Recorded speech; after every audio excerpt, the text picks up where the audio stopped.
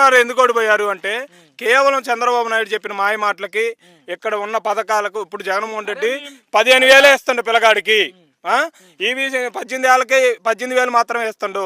రేపు వస్తే చంద్రబాబు నాయుడు వస్తే ఫ్రీ బస్సు.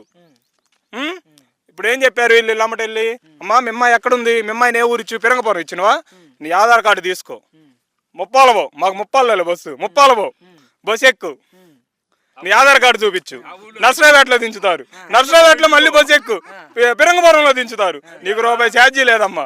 మీ ఇంటి ఇద్దరు మీ అమ్మాయి, ఇదిగో మీ అమ్మాయికి 15,000, మీ అబ్బాయికి 15,000, మీ అమ్మాయికి ఒక అమ్మాయికి 18,000 ఉన్నాయి కమ్మా, నెల వచ్చేసరికి 1,500, నీకు 1,500, మీ అమ్మాయికి 1,500, నెలకు 3,000. అప్పుడు ఎంత ఆదాయం వస్తుంది?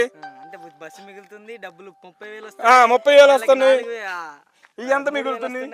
3,000 వస్తున్నాయి కదా. నీకు ఎన్ని అమ్మా, నీకు ఇప్పుడు ఎన్ని వచ్చినాయి? 40,000 వచ్చి, నీకు ఇంకో 4 ఏళ్ళు లాగు, 45 ఏళ్ళు రావు, నీకు మళ్ళీ 4,000 పింఛన్ వచ్చింది. అట్లా చెప్పారు.